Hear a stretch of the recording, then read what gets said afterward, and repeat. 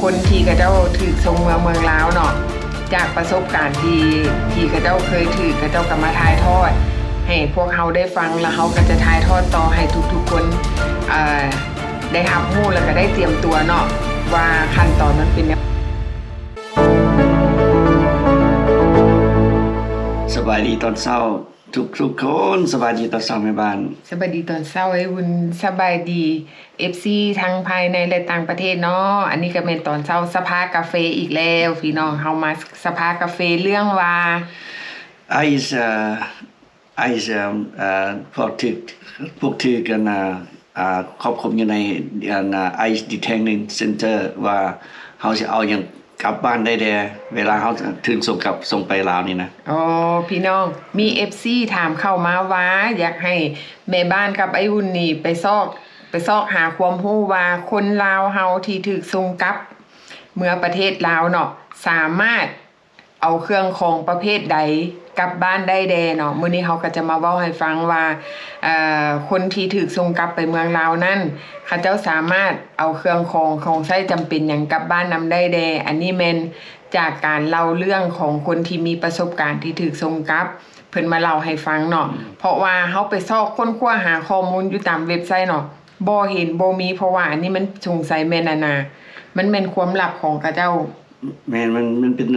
รูปมันเป็นรูปของมันกฎระเบียบของเขาเจ้าเนาะเพราะว่าเฮาบ่เห็นอยู่ในโลกออนไลน์ว่ามันมีหยังแดนะและอีกอย่างนึงเนาะคนที่ถูกส่งกลับคนที่ถูกเจ้าหน้าที่ไอซ์เขาเจ้าจับไปเนาะญาติพี่น้องตอนที่แรกเขาเจ้าก็บ่ฮู้ดอกว่าสิจับไปไสแม่นบ่โอ้โหฮู้แต่ว่าถูกจับแต่ว่าบ่ฮู้ว่าเขาสิเอาตัวเฮาหันไปไว้บ่อนใดนอกจากว่าเขาจับตัวไปแล้วเจ้าหน้าที่เขาเจ้าอนุญาตให้ติดต่อหาคนทางบ้านตอนนั้นจึงสามารถฮู้ได้ว่าโอ้เฮาอยู่จุดใดหรือว่าเฮายกฮู้เฮาก็จะมีเว็บไซต์ของพวก ICE Department เนาะเฮาก็ล็อกอินเฮาก็ตีชื่อตีนามสกุลวันนั้นเฮาสิฮู้ว่าผู้นี้ไปถือกันนะอยู่ไสไปถือจับอยู่ไสถือจับอยู่ไสอยู่เมืองใดอยู่รัฐใดวันนั้นเฮาจะค่อยฮู้ได้ไปหาจะค่อยถือบอลเฮาต้องได้ไปค้นคว้าเอาเองแม่นบ่แม่นล่ะก็เฮาไปฮอดที่เจ้าขังก็เจ้าเฮามีโทรศัพท์ก็เจ้าก็เอาออกเบิดเด้เฮาบ่มีหยังที่ไหนโตเป่าเนาะโตเป่าเฮาบ่มีโอกาสที่ส่งโทรมาหาพี่น้องหมู่คู่อยู่บ้านบ่หมายความว่าตอนที่เจ้าหน้าที่จับตัวเฮาไปเนาะหลังจากไปฮอด detaining center แล้วบอนที่เจ้าหน้าที่ไอซ์เขาเจ้าจับตัวเฮาไว้แม่นบ่เขาเจ้าก็จะเอาเครื่องใช้ส่วนตัวของเฮาที่เฮาถือติดตัวไปนำเขาจะแยกออกปะไว้เฮาเป็นตัวเป่าอยู่แยกแม่นคนกับเครื่องแยกต่างหากแม่นแล้วบัดนี้เฮาจะมาเว้าเรื่องว่าคนที่เขาเจ้าถูกส่งเมืองลาวเนาะจากประสบการณ์ที่เขาเจ้าเคยถือเขาเจ้าก็มาถ่ายทอดให้พวกเฮาได้ฟังแล้วเฮาก็จะถ่ายทอดต่อให้ทุกๆคนได้รับรู้แล้วก็ได้เตรียมตัวเนาะว่าขั้นตอนมันเป็นแนวใดหลังจากที่เจ้าหน้าที่ไอซ์จับตัวไปเขาเจ้าจะห้อง ICE Detention Center หลังจากถูกจับตัวไปหันแล้วเนาะบัดนี้ผู้เกี่ยวคนที่ถูกจับไปหันต้องบอกให้เจ้าหน้าที่รับรู้ก็คือเขาเจ้าเราว่าตามที่เราว่าต้องบอกให้พวกproperty manager เขาเจ้าจะมีฟอร์มให้เขียนเนาะเฮาบอกเขาเจ้าว่าเฮาต้องการหยังเขาเจ้าก็จะมี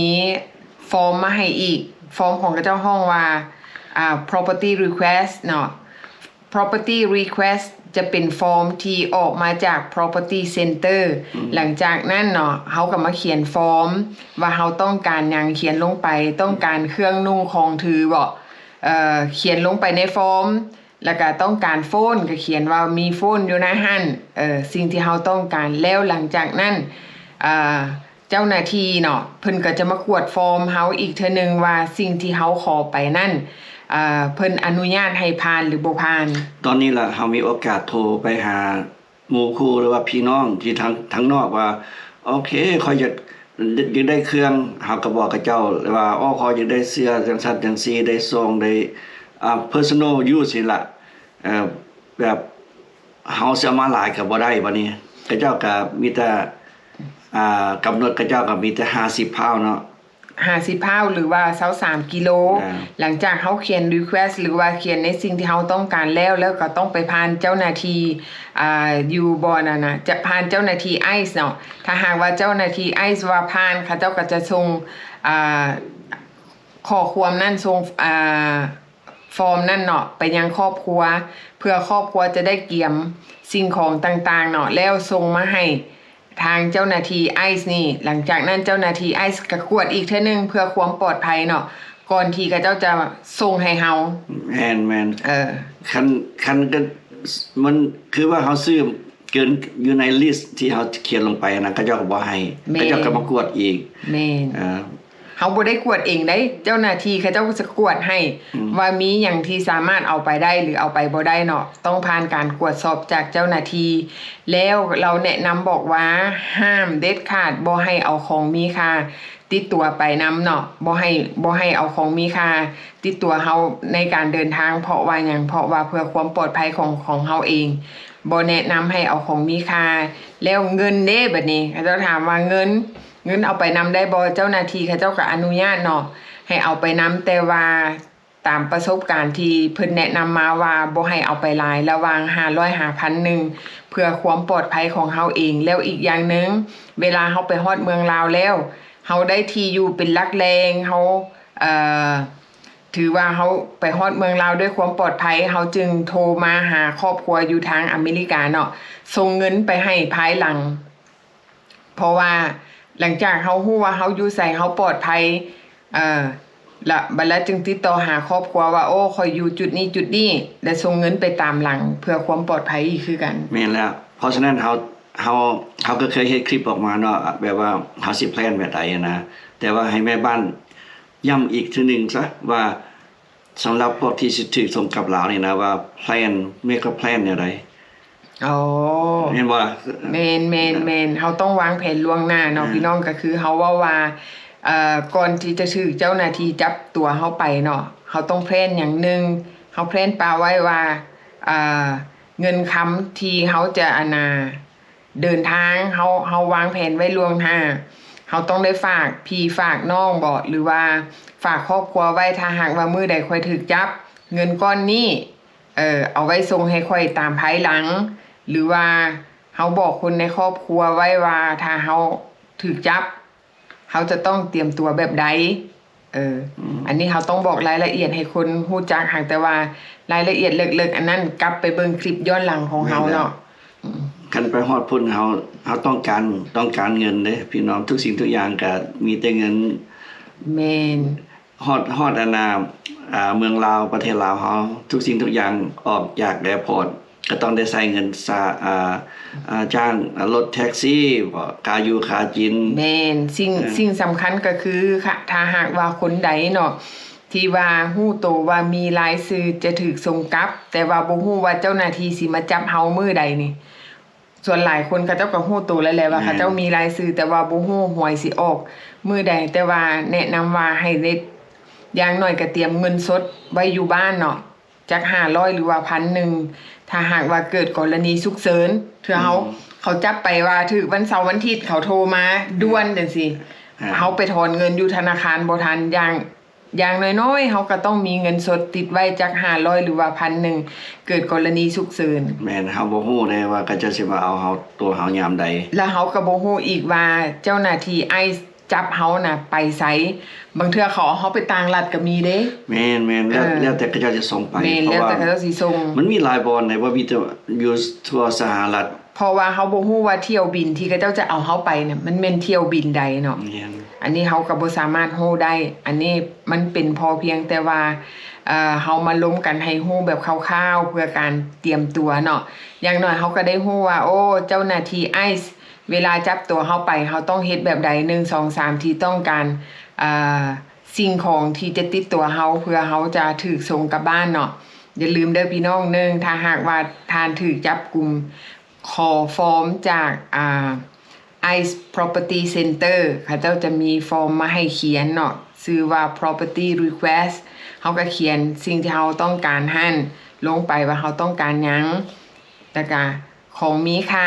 ห้ามเอาติดตัวไปนำเงินที่สามารถเอาไปนำได้ก็คือ500 5,000นึงบ่อยากให้เอาเกินหั่นเพราะว่าเพื่อความปลอดภัยเฮาก็บ่ฮู้ว่าระยะทางที่เฮาจะกลับบ้านเฮาจะไปพ้อหยังในระหว่างทางเนาะอันนี้เฮาก็บ่สามารถฮู้ได้เพื่อความปลอดภัยของตัวเฮาเองแล้วบัดนี้คนก็อาจสิถามมาว่าไอ้เขาเจ้ากำหนดเงินให้เฮาถือไปนำได้เท่าใดอันนี้เฮาบ่ฮู้ฮู้แต่ว่าบ่ให้เกิน1,000เพื่อความปลอดภัยเนาะเฮาก็อันนี้ก็ถามคันสมมุติเฮาก็ถาม property manager อยู่ในคุกนั่นล่ะก็จะสิบอกรายละเอียดแม่นแต่ว่าเฮาฟังจากที่เขาเจ้าเล่าให้เฮาฟังมาเนาะเราบอกว่าบ่ให้เกิน1,000ก็แสดงว่าเพื่อความปลอดภัยของเฮาเองนะเขาเจ้าแนะนำมาแนวนั้นอาจจะได้หลายคนนั้นเพราะว่าเฮาไปตามเฮาบ่ได้มีโอกาสได้กลับขึ้นมาเลยเด้เฮาจังได๋ก็อย่ากระถามรายละเอียดอยู่นำอยู่ใน ICE Detention Center เด้อแม่นค่ะแต่ว่าแนะนำคือแม่บ้านก็คือกันว่าเฮาบ่ควรเอาไปหลายเพราะว่าเฮาไปฮอดลาวแล้วเดี๋ยวนี้บ้านเมืองมันทันสมัยเฮาส่งไปให้ยามใดก็ได้ก็คือเขาว่าแหละต้อง make a plan ไว้ว่าเฮาไว้เนื้อเสียใจไผสิส่งกันให้เฮาได้แม่นแล้วเนาะพี่น้องอันนี้ก็แม่นสิ่งที่FC อยากรู้เฮาก็ได้ไปซอกหาคำตอบมาให้แล้วเด้อถ้าหากว่าผู้ใดต้องการอยากรู้หยังเนาะก็ฝากคำถามไว้อยู่กล้องคอมเมนต์เนาะคอมเมนต์เข้ามาถ้าหากว่าเฮามีความสามารถที่ไปซอกหาคำตอบมาให้ได้เฮาก็สิพยายามไปซอกมาให้แม่นเฮาก็พยายามมาหลายมื้อแล้วนะแม่นเฮาพยายามซอกค้นคว้าทางอินเทอร์เน็ตเนาะเฮาซอกค้นคว้าทางออนไลน์ให้ว่าเจ้าหน้าที่ไอซ์เพิ่นมีกฎหมายอันใดหรือว่ามีนโยบายใดในการแบบว่าเอาเครื่องของให้คนที่ถูก deportee กลับบ้านคนที่ถูกส่งกลับหันเป็นแนวใดเนาะซอกแล้วบ่เห็นเนาะอันนี้แม่นเฮาก็เลยได้โทรค้นคว้าหาจากประสบการณ์ของคนที่ถูกส่งกลับเพิ่นก็เล่าให้เฮาฟังมาแบบนี้เฮาก็เลยได้มาถ่ายทอดต่อว่าถ้าหากว่าผู้ใดถูกจับเนาะจะปฏิบัติตัวแบบใดหรือว่าไผฮู้ก็คอมเมนต์เข้ามาเด้อพี่น้องเด้อเพราะว่าผู้ที่เข้ามาเบิ่งก็จะอ่านรายละเอียดแม่นเนาะ share information ถ้าหากว่าพี่น้องคนใดหรือว่าสมาชิกของครอบครัวใดที่ถูกส่งกลับเมืองลาวแล้วมีประสบการณ์แบบใดเนาะก็คอมเมนต์เข้ามาเนาะพี่น้องเพราะว่าเขาจะได้บอกต่อไปเนาะเพื่อเป็นความรู้ให้หลายๆคนได้เตรียมตัวเวลาถูกเจ้าหน้าที่เพิ่นจับตัวไปแล้วเฮาต้องการหยังใดบางเทื่อถูกจับไปเฮาบ่ฮู้ก็มีเด้แม่นก็หลายคนเด้ว่าสิเฮาแบบว่าเฮายังไปได้ก็หลายคนเนาะก็ดีกันได้แบบคันถ้าไผฮู้ก็คอมเมนต์เข้ามาแม่นเนาะอันนี้ก็แม่นความรู้เล็กๆน้อยๆที่เฮามาแบ่งปันให้แก่ทุกคนเนาะพี่น้องเนาะเจอกันใหม่คลิปหน้าเด้อว่าเฮาจะมีข่าวใหม่ๆมีหยังมาอัปเดตเนาะช่วงนี้เฮาก็อยู่แบบระมัดระวังตัวเนาะพี่น้องเนาะอย่าลืมกดไลค์กดแชร์นะพี่น้องเด้อคอมเมนต์เข้ามาหลายๆทุกสิ่งทุกอย่างคอมเมนต์กดไลค์กดแชร์นี่อันนี้ก็เป็นกำลังใจของพวกเขาเนาะแม่นขอไลค์น้อยๆให้เด้อพี่น้องมักกดไลค์ถูกใจกดแชร์เด้อเป็นกำลังใจให้เฮาเนาะโอเคสภากาแฟเฮากาแฟเย็นแล้วถึงเวลาไปการแล้วเนาะแม่นแล้วลาความลมเนาะพี่น้องเนาะพบกันใหม่คลิปหน้าเด้อสำหรับ